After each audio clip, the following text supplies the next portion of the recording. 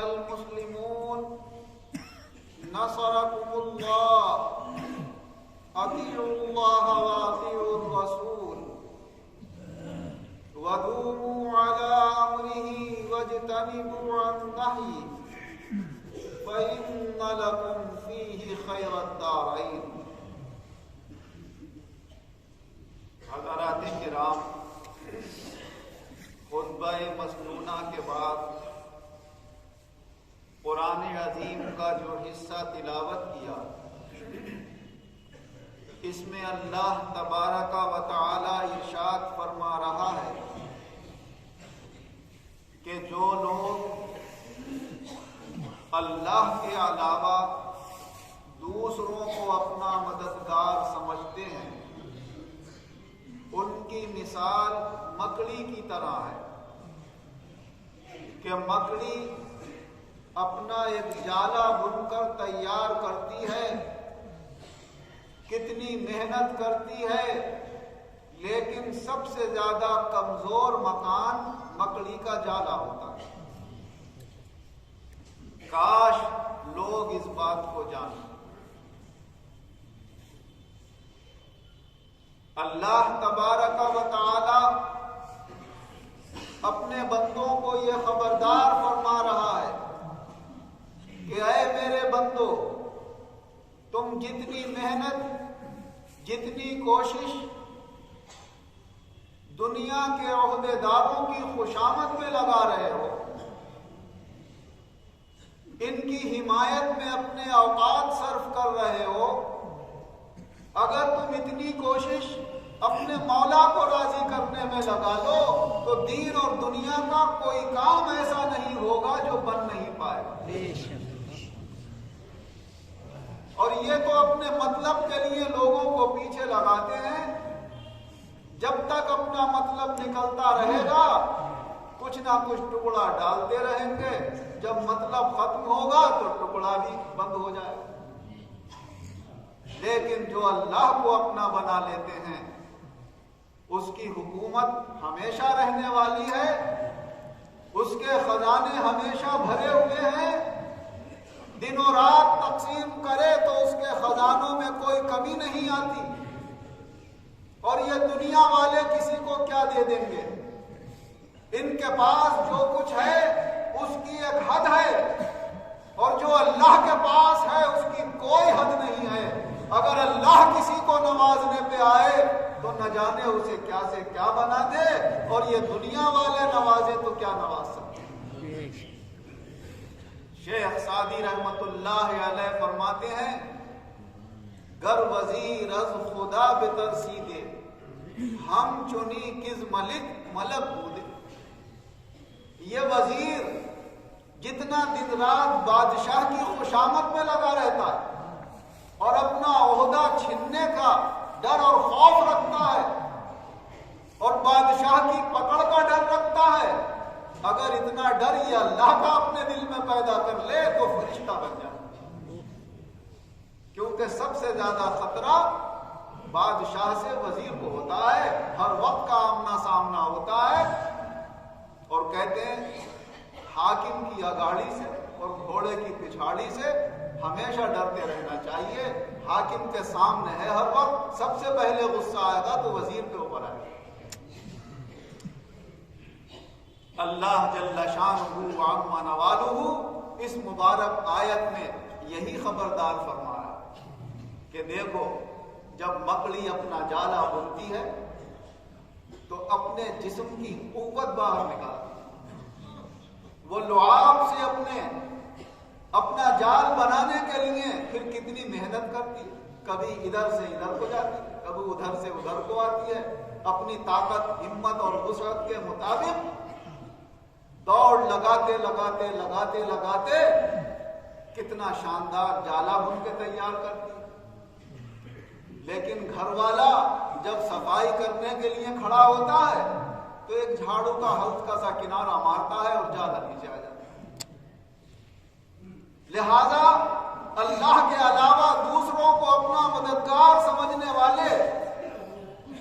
جب ان کے لیے بھی اللہ کا کوئی اشارہ ہو تو ہلکے سے اشارے میں فنا ہو جائیں اور اور کوئی حمایت کرنے والا اور کوئی مدد کرنے والا نہ ہو، اور جو اللہ کا ہو جائے اس کا پوری کائنات مل کر بھی کچھ بگاڑنا چاہے تو جب تک اللہ کا حکم نہیں ہوگا اس کا کوئی کچھ نہیں بگاڑ سکتا۔ اللہ تبارک و تعالی نے ہمارے لیے یہ زندگی بڑی قیمتی رکھی ہے، دوسروں کی آؤ بھگت کے لیے اور بے وجہ اپنے اوقات ضائع کرنے کے لیے نہیں بنائی ہے۔ یہاں کا تو ایک ایک لمحہ قیمتی ہے، شادی سودی اپنی زندگی گزاریں،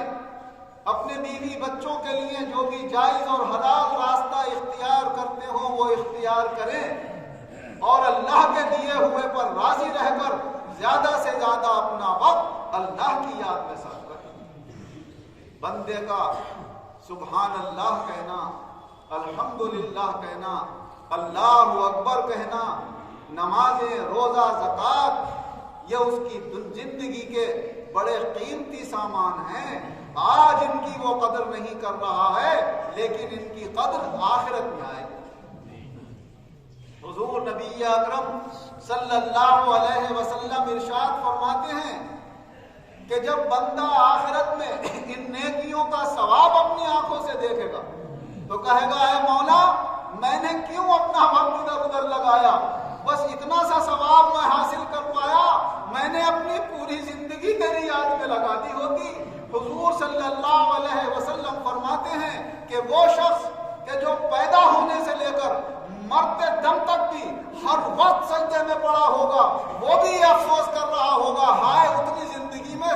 ساری زندگی تیرے نام کر کے بھی مولا میں کچھ نہیں کر پایا، ایک زندگی اور دے دے تاکہ میں اور تیری یاد کروں اور زیادہ تیری عبادت کروں۔ وہ کیا ہے وہاں کی نعمت،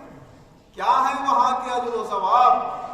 یہ ایک سچے ہمارے آقا و مولا حضور احمد مجتبیٰ محمد مصطفیٰ صلی اللہ علیہ وسلم کا فرمان ہے کہ وہاں کی نعمتوں کی قدر کرو۔ ہماری زندگی کا ایک ایک لمحہ یوں قیمتی ہے کہ ہم یہاں جو بھی تھوڑی زیادہ عبادت کر لیتے ہیں یہ سب اللہ کے یہاں مقبول ہو کر ہمارے کام میں آنے والی ہے۔ حضرت عبداللہ بن شداد رضی اللہ عنہ سے روایت ہے کہ حضور صلی اللہ علیہ وسلم کے پاس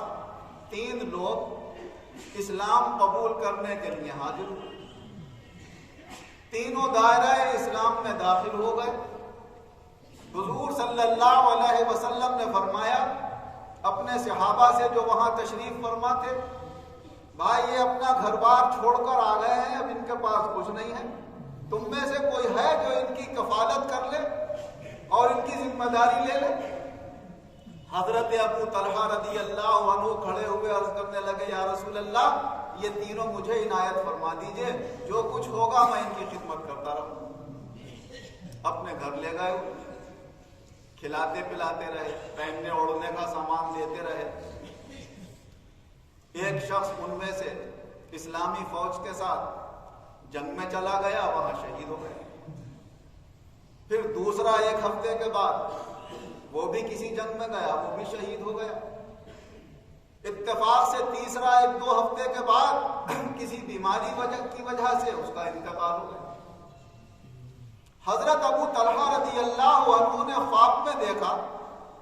کہ وہ شخص جس کا چارپائی پر بیماری سے انتقال ہوا تھا وہ امام بنا ہوا ہے، سب سے آگے ہے، اور جو 1 ہفتہ اس سے پہلے شہید ہوا تھا وہ اس کے پیچھے ہے، اور جو سب سے پہلے شہید ہوا تھا وہ اس کے پیچھے۔ انہیں دیکھ کر بڑا تعجب ہوا کہ جسے شہادت ملی وہ آگے ہونا چاہیے تھا،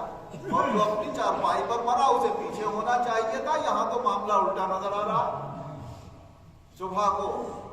یہ خواب انہوں نے حضور نبی اکرم صلی اللہ علیہ وسلم کے سامنے پیش کی۔ کہا یا رسول اللہ مجھے تو بڑا تعجب ہو رہا کہ شہید ہونے والا پیچھے اور چارپائی پہ مرنے والا آگے، کیا معاملہ ہے؟ فرمایا اچھا وہ جو سبحان اللہ کہا اتنی زندگی اس نے وہ کہاں جائے گا، جو الحمدللہ کہا وہ کہاں جائے گا، جو اللہ اکبر پڑھا وہ کہاں جائے گا، جو اس نے نمازیں پڑھی اور عمل کیے وہ کہاں جائیں گے؟ فرمایا ان عبادتوں کی وجہ سے اللہ نے اتنا اونچا اس کا مرتبہ کر دیا کہ وہ آسمان کی طرح ہے اور یہ زمین کی طرح ہے۔ اور ایسی ہی ایک روایت حضور نبی اکرم صلی اللہ علیہ وسلم سے حضرت عبداللہ بن خالد رضی اللہ عنہ روایت کرتے ہیں کہ حضور صلی اللہ علیہ وسلم نے دو بھائیوں کے درمیان، دو شخصوں کے درمیان بھائی چارے کا تعلق قائم کرا دیا، جسے عربی میں مواخات کہتے ہیں، آخا بینہما، ان دونوں کے درمیان مواخات قائم کرا دی، بھائی تم دونوں آج سے تم اس کے بھائی تم اس کے بھائی۔ ان دونوں کا بھی یہی معاملہ ہوا کہ ایک ان میں سے شہید ہو گئے اور ایک کا انتقال اپنے گھر پر ہی ہوا، 8 دن کے یا 10 دن کے بعد ہوا۔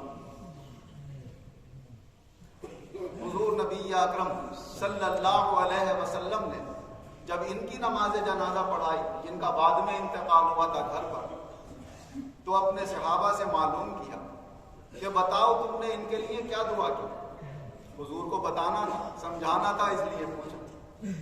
کہا حضور ہم نے یہ دعا کی کہ اللہ ان کی مغفرت فرمائے، ان پر رحم فرمائے، ان کے درجات بلند فرمائے